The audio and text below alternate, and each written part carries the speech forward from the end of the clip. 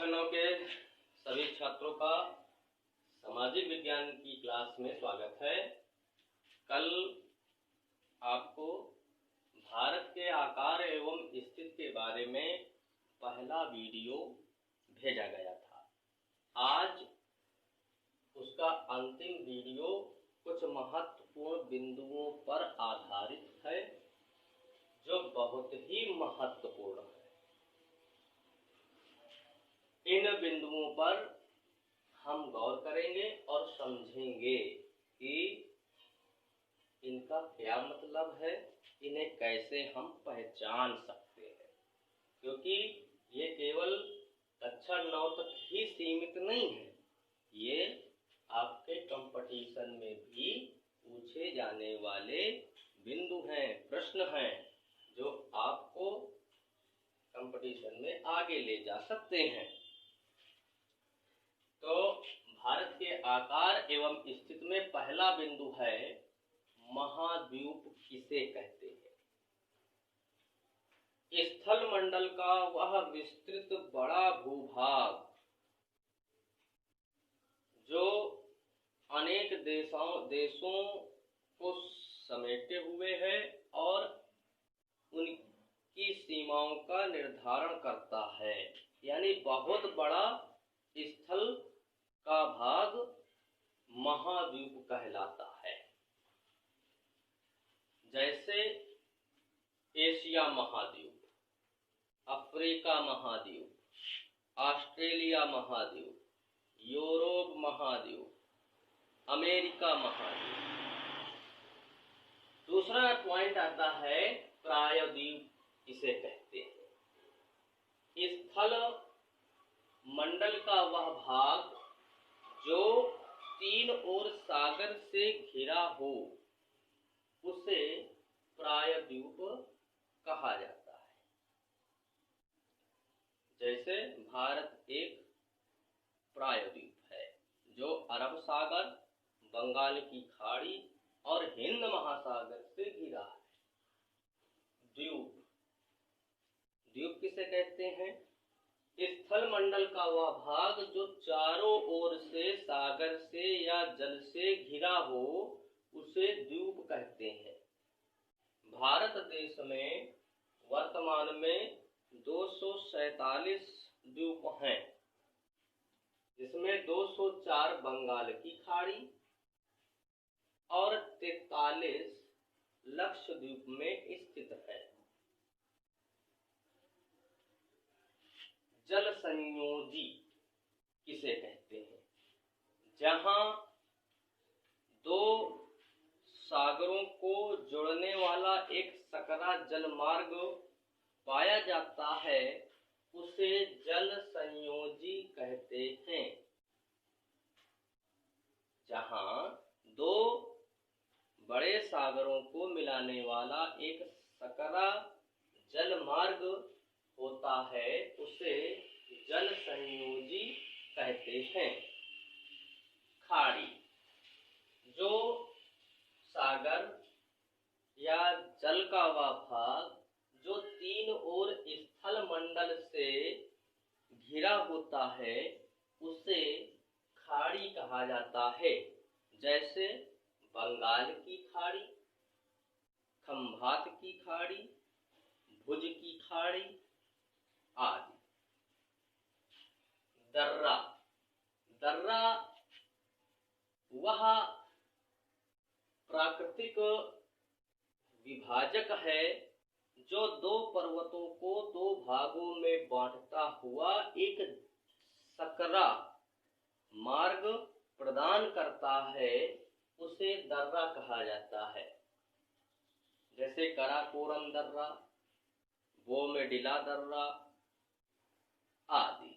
यानी दो पर्वतों के बीच में एक सकरा मार्ग आने जाने के लिए आवागमन मार्ग दर्रा कहलाता है। अगला बिंदु है भारतीय मानक समय क्या है।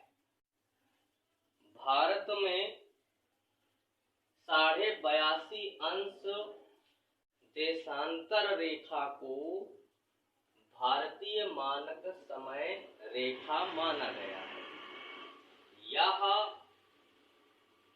उत्तर प्रदेश के मिर्जापुर जिले से निकलती है, जिससे भारत का समय चक्र माना गया है। ठीक है ना, यानी 82.5 अंश या 82 अंश 30 देशांतर रेखा को भारतीय मानक समय माना गया है। जल संधि इसे कहते हैं। दो सागरों के जल को मिलाने वाली एक सकरी जल स्थिति को जल संधि कहते हैं। इसे जल डमरू मध्य भी कहा जाता है, जो दो सागरों को आपस में मिलाती है। कर्क रेखा, जो भूमध्य रेखा के उत्तरी अक्षांश की ओर, क्योंकि भूमध्य रेखा पृथ्वी को 2 बराबर भागों में बांटती है, उसके उत्तर में 23.5 अंश अक्षांशीय रेखा को कर्क रेखा कहा जाता है, जो भारत के मध्य भाग से गुजरती है और भारत को 2 बराबर भागों में बांटती है। उसे कर्क रेखा कहते हैं। वहीं मकर रेखा जो है भूमध्य रेखा के दक्षिण में 23.5 अंश अक्षांशीय रेखा को मकर रेखा कहते हैं, जो ऑस्ट्रेलिया महाद्वीप के मध्य से गुजरती है। उपमहाद्वीप ऐसा स्थल मंडल जो 3 ओर सागर से घिरा हो तथा प्राकृतिक बनावट के आधार से एक अलग महाद्वीप निर्मित करता हो तथा उसकी संस्कृति एवं सभ्यता एक अलग पहचान लिए हुए हो, वह उपमहाद्वीप कहलाता है। भारत एक उपमहाद्वीप है जो अपनी विशिष्ट संस्कृति और सभ्यता से संपूर्ण विश्व में अपनी अलग पहचान बनाए हुए है। अक्षांश, भूमध्य रेखा जो पृथ्वी को 2 बराबर भागों में काटती है, उसके समांतर जो रेखाएं यानी पूर्व से पश्चिम की ओर जो समांतर रेखाएं चलती हैं, जो एक काल्पनिक रेखाएं होती हैं, उन्हें अक्षांश कहा जाता है। देशांतर रेखा,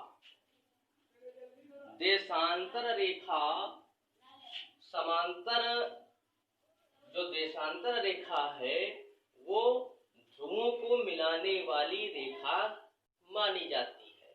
यानी उत्तरी ध्रुव और दक्षिणी ध्रुव को मिलाने वाली रेखाएं देशांतर रेखाएं कहलाती हैं। अक्षांश रेखाओं की संख्या 360 होती है और देशांतर रेखाओं की संख्या 180 होती है। ठीक है ना।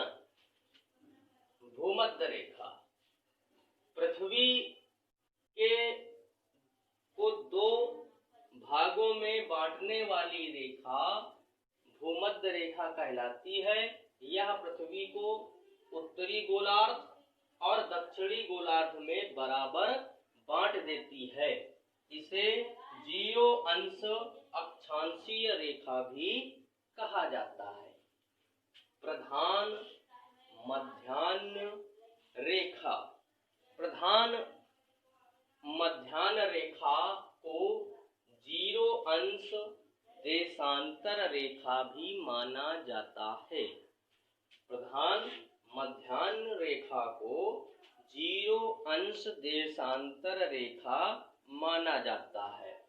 ग्रीनविच जो इंग्लैंड में है, यह रेखा उसके मध्य भाग से गुजरती हुई दक्षिणी ध्रुव को मिलाती है और यह पूर्व और पूर्वार्ध पश्चिमार्ध को 2 बराबर भागों में डिवाइड कर देती है।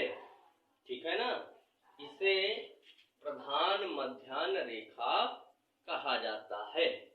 इन महत्वपूर्ण बिंदुओं पर आप लोग फोकस करेंगे और इनको याद करने का प्रयास करेंगे, क्योंकि यह बहुत महत्वपूर्ण बिंदु हैं जो निरंतर परीक्षाओं में पूछे जाते हैं। कल इस पाठ से संबंधित जो भी प्रश्न हैं वो प्रश्न उत्तर आपको दिए जाएंगे। धन्यवाद। नमस्कार।